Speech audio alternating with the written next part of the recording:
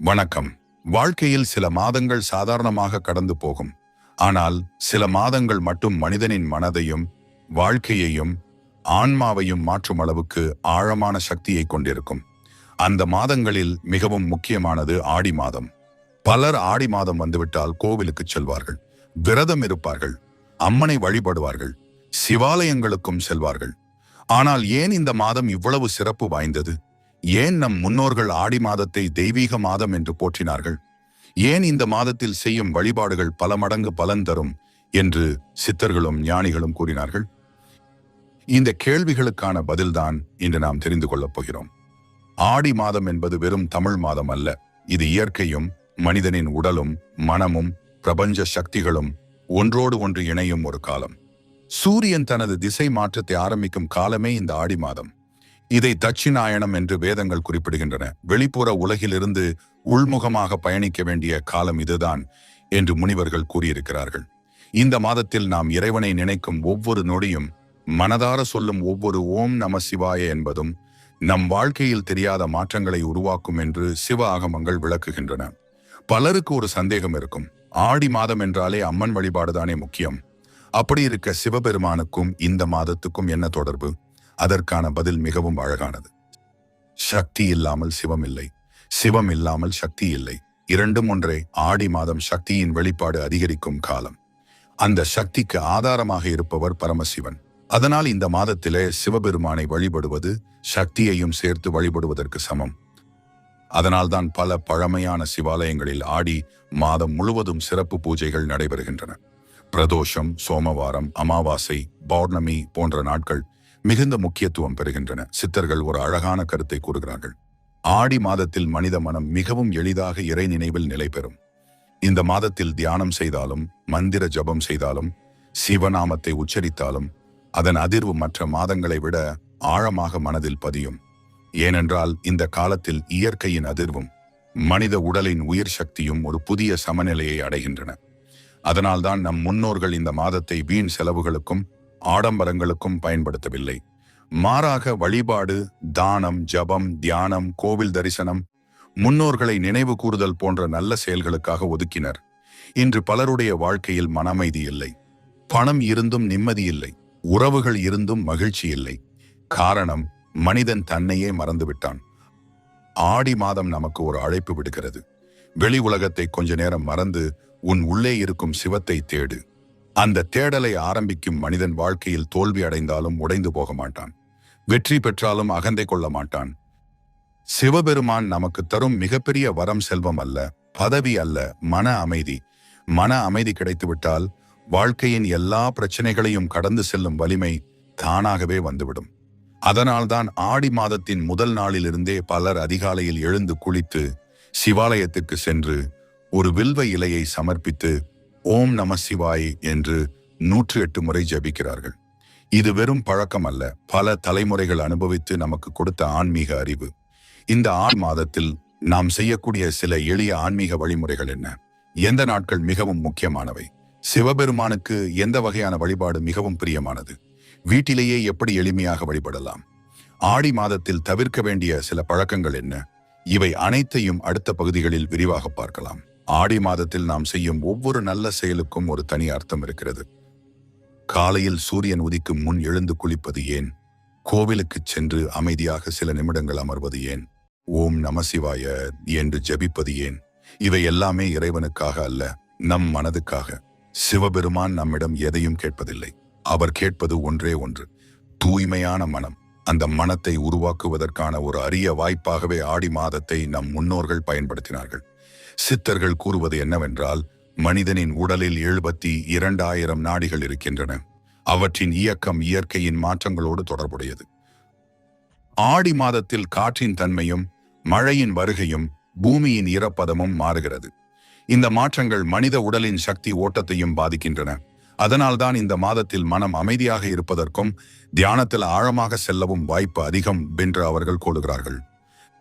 நாம் கவனித்து பார்த்தால் பல பழமையான சிவாலயங்களில் ஆடி மாதம் முழுவதும் சிறப்பு அபிஷேகங்கள் நடைபெறும். பால், தயிர், தேன், இளநீர், சந்தனம், வில்வ இலை, இவை அனைத்தும் வெறும் பூஜை பொருட்கள் அல்ல. ஒவ்வொன்றுக்கும் ஒரு தத்துவம் இருக்கிறது. பால் தூய்மையை குறிக்கிறது. தயிர் மனநிலையின் நிலைத்தன்மையை குறிக்கிறது. தேன் இனிமையான பேச்சையும் நல்ல எண்ணங்களையும் நினைவுபடுத்துகிறது.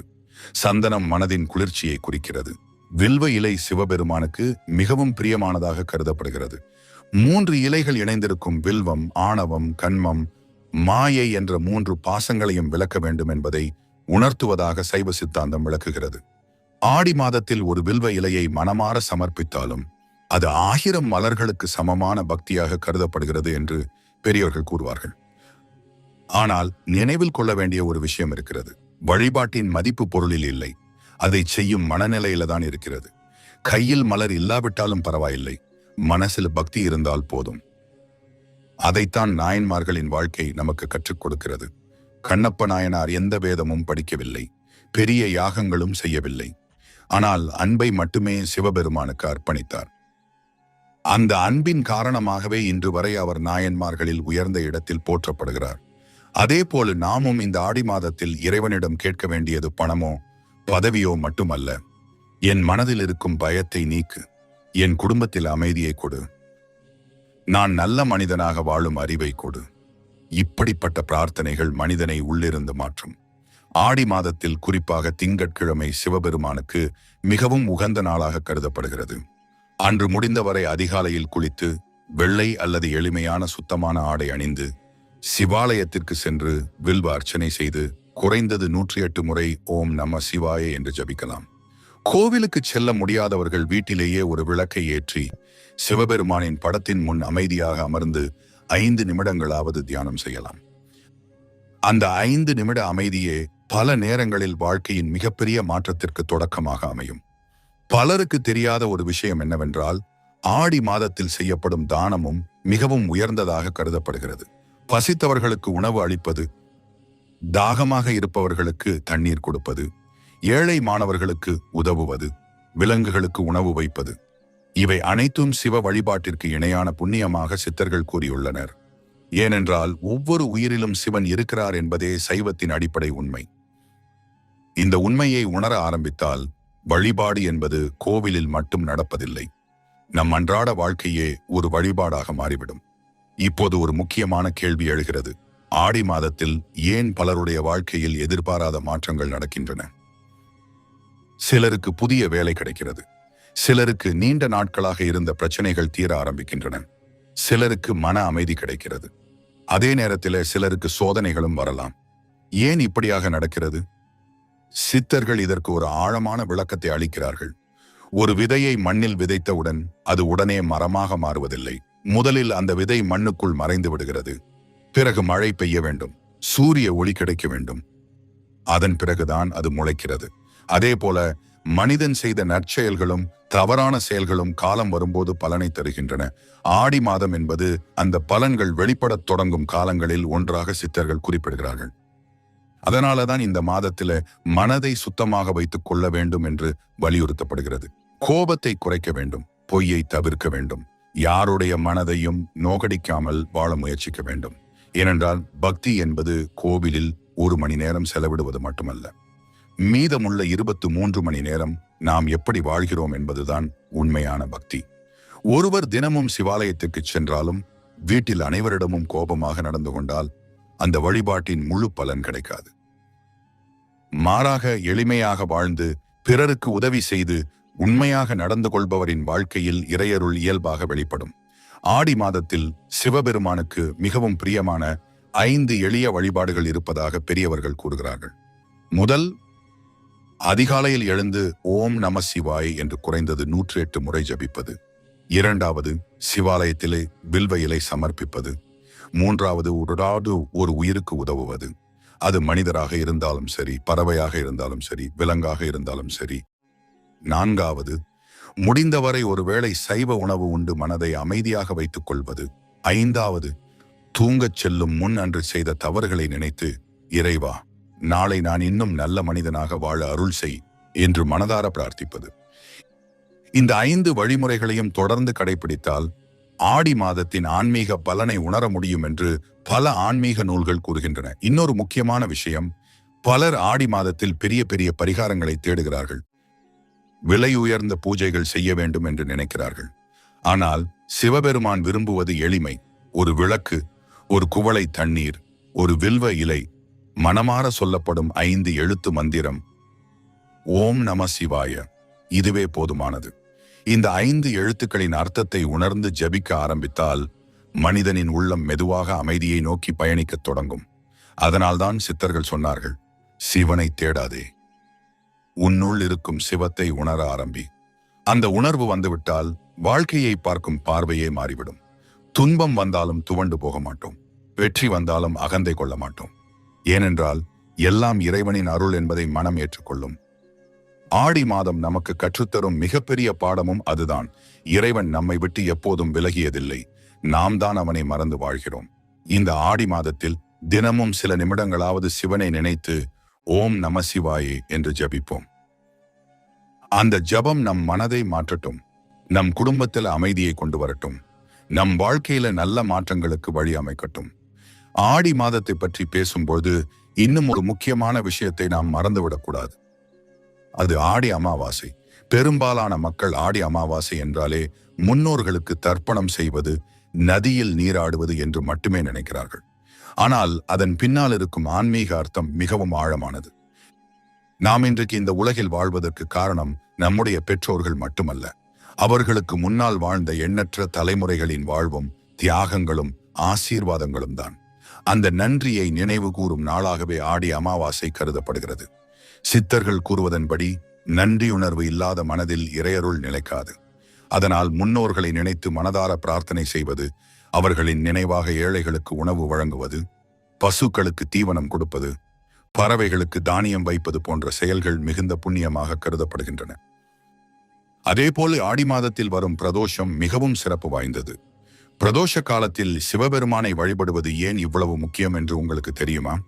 புராணங்களில் கூறப்படுவது என்னவென்றால், தேவர்களும் அசுரர்களும் பார்க்கடலை கடைந்த போது முதலில் வெளிவந்தது ஆலகால விஷம். அந்த விஷம் உலகையே அழிக்கும் அளவுக்கு கூடியதாக இருந்தது. அப்போது அனைத்து உயிர்களையும் காப்பாற்றுவதற்காக அந்த விஷத்தை தன் கழுத்தில் தாங்கிக் கொண்டவர் பரமசிவன். அந்த தியாகத்தை நினைவு கூறும் புனித வேளையாகவே பிரதோஷ காலம் கருதப்படுகிறது. இதன் ஆன்மீக அர்த்தம் என்ன? வாழ்க்கையில் வரும் கஷ்டங்களை பார்த்து ஓடாமல் அதை ஞானத்துடன் ஏற்றுக்கொண்டு கடந்து செல்ல வேண்டும் என்பதே சிவபெருமான் நமக்கு கற்றுத்தரும் பாடம். ஆடி மாதத்தில் பிரதோஷ நேரத்தில் சிவாலயத்திற்கு சென்று நந்தி பகவானின் அருகில் சில நிமிடங்கள் அமைதியாக அமர்ந்து ஓம் நம சிவாய் என்று ஜபிப்பது மனதில் இருக்கும் குழப்பங்களை மெதுவாக குறைக்க உதவும் என்று பல ஆன்மீக மரபுகள் கூறுகின்றன. பலருக்கு இன்னொரு சந்தேகம் இருக்கும், ஆடி மாதத்தில் எந்த மந்திரத்தை ஜபிப்பது சிறந்தது?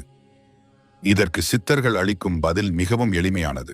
எல்லா மந்திரங்களுக்கும் உயிராக இருப்பது ஓம் நம சிவாய.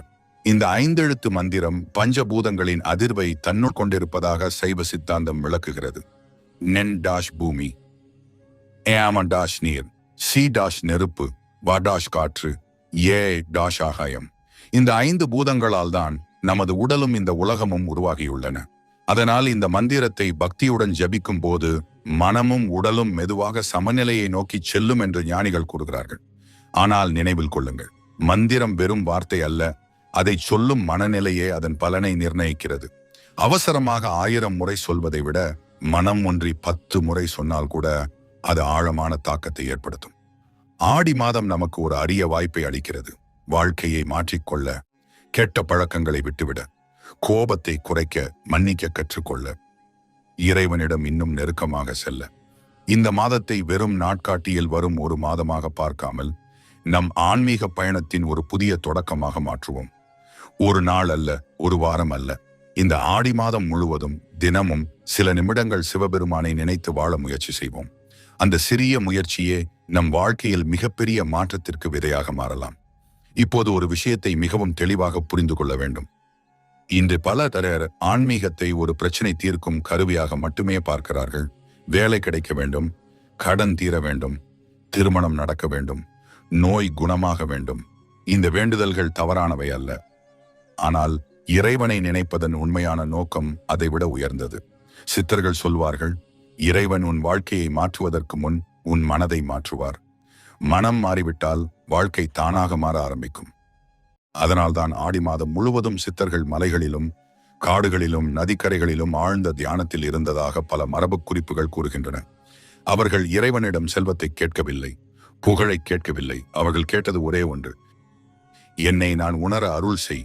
இந்த ஒரு வரியில்தான் ஆன்மீகத்தின் முழு ரகசியமும் அடங்கியிருக்கிறது. ஏனென்றால் நம்மை நாமே அறியாமல் வாழ்ந்தால் எவ்வளவு பணம் வந்தாலும் மனநிறைவு இருக்காது, எவ்வளவு உயர்ந்த பதவி கிடைச்சாலும் அமைதி இருக்காது. அதனால்தான் சிவபெருமான் தட்சிணாமூர்த்தி வடிவில் மௌனமாக அமர்ந்திருக்கிறார். ஏன் தெரியுமா? சில உண்மைகளை வார்த்தைகளால் சொல்ல முடியாது, அவற்றை அனுபவிக்க வேண்டும். அதற்காகத்தான் தியானம், அதற்காகத்தான் ஜெபம், அதற்காகத்தான் மௌனம். ஆடி மாதத்தில் தினமும் 10 நிமிடங்களாவது அமைதியாக அமர்ந்து கண்களை மூடி மெதுவாக ஓம் நம சிவாய் என்று மனதிற்குள் ஜபியுங்கள். அப்போது உங்கள் சுவாசத்தை மட்டும் கவனியுங்கள், வேறு எதையும் நினைக்க வேண்டாம். மனமலை பாயும். மீண்டும் மந்திரத்திற்கு திரும்புங்கள், மீண்டும் சுவாசத்திற்கு திரும்புங்கள். இந்த எளிய பயிற்சியை தொடர்ந்து செய்தால் சில நாட்களில் உங்கள் மனதில் ஒரு மாற்றத்தை நீங்கள் உணர ஆரம்பிப்பீர்கள். கோபம் குறையும், பதற்றம் குறையும், தேவையில்லாத பயம் குறையும், முடிவுகளை தெளிவாக எடுக்க முடியும். இதுதான் சிவபெருமான் தரும் முதல் அருள். அது வெளியில தெரியாது, ஆனால் உள்ளே மிகப்பெரிய மாற்றத்தை ஏற்படுத்தும். ஆடி மாதத்தில் இன்னொரு விஷயத்தையும் மறக்கக்கூடாது, அது நன்றி உணர்வு. காலையில் எழுந்தவுடன், இறைவா, இன்னொரு நாளை வாழ வாய்ப்பு கொடுத்ததற்கு நன்றி. உணவு சாப்பிடும் முன், இந்த உணவை கொடுத்ததற்கு நன்றி. இரவு தூங்கும் முன், இன்று என்னை பாதுகாத்ததற்கு நன்றி. இந்த 3 நன்றிகளை மனதார சொல்ல ஆரம்பித்தால் வாழ்க்கையை பார்க்கும் பார்வை மாறும். குறை சொல்லும் மனம் குறையும், நிறை காணும் மனம் உருவாகும். அந்த மனத்திலேதான் சிவபெருமான் எப்பொழுதும் வாசம் செய்கிறார். அன்புள்ளவர்களே, ஆடி மாதம் வருடத்திற்கு ஒரு முறை மட்டுமே வருகிறது. ஆனால் இந்த மாதத்திலே நாம் பெறும் ஆன்மீக அனுபவம் ஆண்டு முழுவதும் நமக்கு வழிகாட்டியாக இருக்க முடியும். இந்த ஆடி மாதத்தில் ஒரு உறுதி எடுத்துக்கொள்வோம். தினமும் குறைந்தது 108 முறை ஓம் நம சிவாய ஜபிப்போம். ஒரு நல்ல செயலை செய்வோம், ஒரு உயிருக்கு உதவுவோம், ஒரு தவறான பழக்கத்தை விட்டுவிட முயற்சி செய்வோம். ஒரு குடும்பத்தாரையாவது மனதார சிரிக்க வைப்போம். இதுவே சிவபெருமானுக்கு நாம் செய்யும் மிகச் சிறந்த பூஜையாகும். இப்போது உங்களிடம் ஒரு கேள்வி கேட்க விரும்புகிறேன். உங்கள் வாழ்க்கையில் கடந்த ஒரு வருடத்தை நினைச்சு பாருங்கள். எத்தனை முறை மனம் உடைந்தது? எத்தனை முறை யாரிடமும் சொல்ல முடியாமல் தனியாக அழுதிருக்கிறீர்கள்? எத்தனை முறை ஏன் எனக்கு மட்டும் இப்படி நடக்கிறது என்று இறைவனிடம் கேள்வி கேட்டிருக்கிறீர்கள்? இந்த கேள்விகள் நமக்கு மட்டும் வந்தவை அல்ல. ஆயிரக்கணக்கான ஆண்டுகளுக்கு முன்பு வாழ்ந்த முனிவர்களுக்கும் சித்தர்களுக்கும் நாயன்மார்களுக்கும் வந்தவை. ஆனால் அவர்கள் ஒரு விஷயத்தை புரிந்து கொண்டார்கள். சோதனை என்பது தண்டனை அல்ல, அது இறைவன் நம்மை உயர்த்தும் ஒரு பயிற்சி. ஒரு சிற்பி ஒரு சாதாரண கல்லை எடுத்து சிலையாக மாற்றும் போது என்ன சொல்கிறார்? அதை மெதுவாக தடவுவதில்லை, உளியால் மீண்டும் மீண்டும் செதுக்குகிறார். அந்த கல்லுக்கு அது வலியாக இருக்கும், ஆனால் அந்த வலிதான் அதை ஒரு அழகான சிலையாக மாற்றுகிறது. அதே போல நம் வாழ்க்கையில் வரும் சில சோதனைகள் நம்மை உடைப்பதற்காக வருவதில்லை, நம்மை செதுக்குவதற்காக வருகின்றன. இதைத்தான் சிவபெருமான் தனது வாழ்க்கையால் நமக்கு உணர்த்துகிறார். அவருடைய உடலில் சாம்பல், கழுத்தில் விஷம், தலையில் கங்கை, நெற்றியில் 3வது கண், கழுத்தில் பாம்பு, இவை அனைத்தும் ஒரு தத்துவத்தை சொல்கின்றன. வாழ்க்கையில் எது வந்தாலும் அதை ஏற்றுக்கொண்டு அமைதியாக கடந்து செல்லும் மனப்பக்குவமே சிவத்தின் இயல்பு. ஆடி மாதம் அந்த சிவத்துவத்தை நமக்குள் வளர்க்கும் காலம். இந்த மாதத்தில தினமும் காலை எழுந்தவுடன் 1 நிமிடம் கண்ணாடி முன் நின்று உங்களையே பார்த்து ஒரு வார்த்தை சொல்லுங்கள்: நான் இறைவனின் குழந்தை, நான் பயப்பட மாட்டேன். இந்த ஒரு எண்ணமே மனதில் ஒரு புதிய நம்பிக்கையை உருவாக்கும்.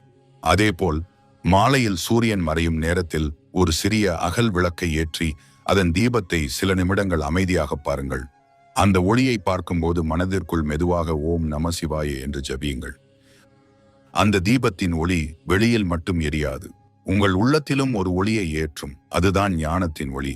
சித்தர்கள் அடிக்கடி சொன்ன ஒரு வரி உண்டு: வெளியில் கோவிலை தேடாதே, உன் இதயமே சிவாலயம். இந்த வார்த்தையின் அர்த்தத்தை சிந்தித்து பாருங்கள். நாம் கோவிலுக்குச் செல்வது மிகவும் நல்லது, ஆனால் அதைவிட முக்கியமானது நம் மனதை ஒரு கோவிலாக மாற்றுவது. பொய் இல்லாத மனம், பொறாமை இல்லாத மனம், பேராசை குறைந்த மனம், கருணை நிறைந்த மனம்.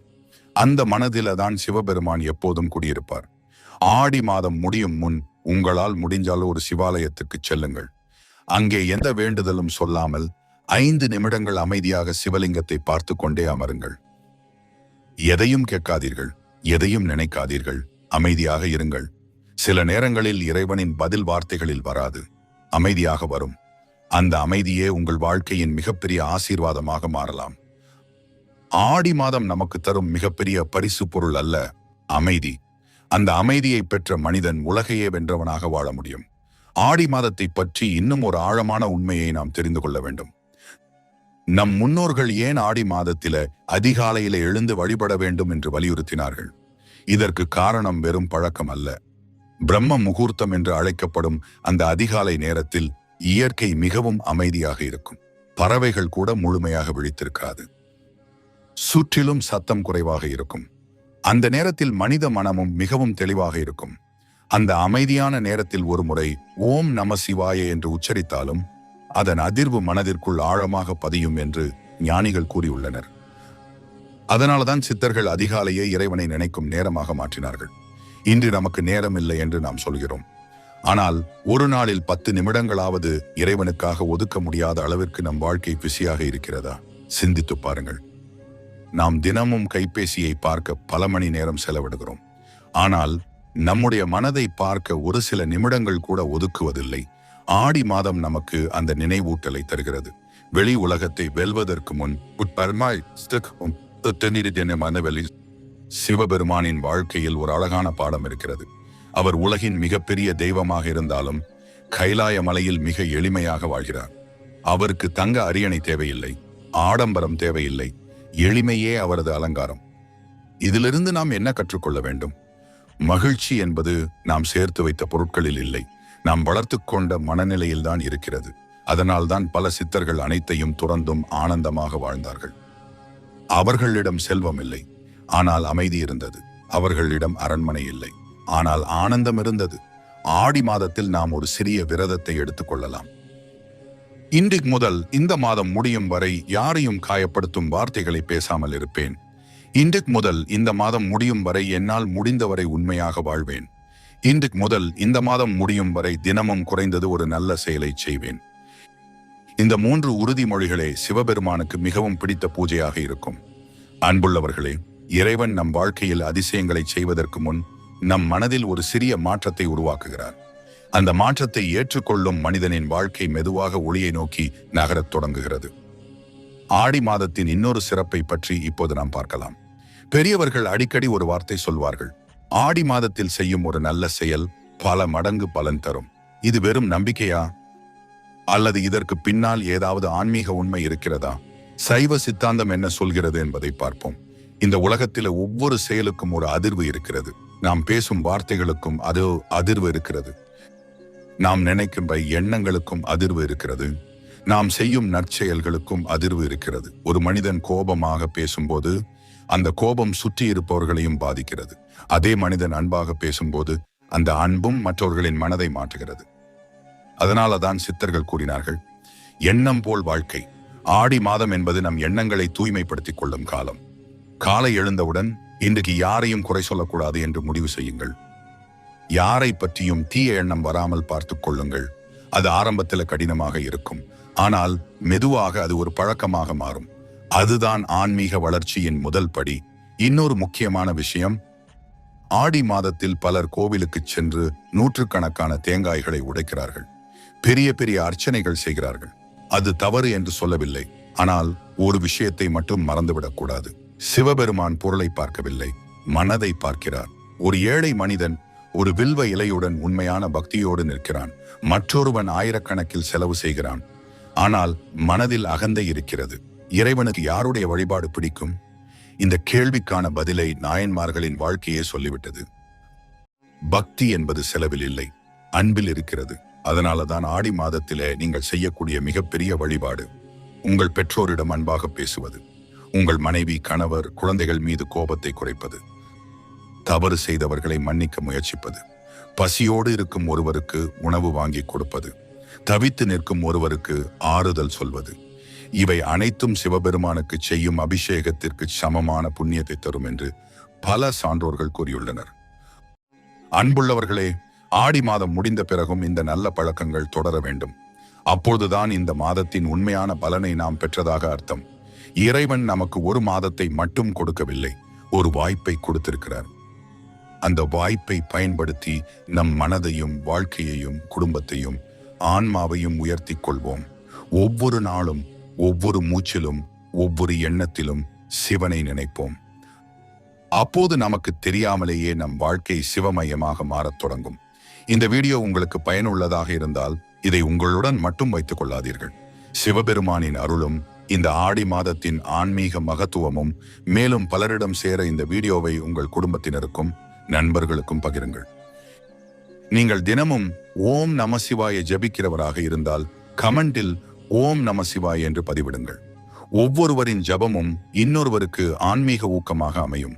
இதே போன்ற சிவபெருமான், சித்தர்கள், ஆன்மீக ரகசியங்கள், பழமையான கோவில்களின் மறைக்கப்பட்ட வரலாறுகள் போன்ற ஆழமான வீடியோக்களை தொடர்ந்து பார்க்க விரும்பினால் சிவமே நிம்மதி சேனலை சப்ஸ்கிரைப் செய்து அருகில் இருக்கும் பெல் ஐகானையும் அழுத்துங்கள். அடுத்த வீடியோவில் ஆடி மாதத்தில் சிவபெருமான் மிகவும் விரும்பும் 7 எளிய வழிபாடுகள் மற்றும் அவற்றின் மறைக்கப்பட்ட ஆன்மீக பலன்கள் பற்றி விரிவாக பார்க்க போகிறோம். அதுவரை ஓம் நம சிவாய. ஹர ஹர மகாதேவா.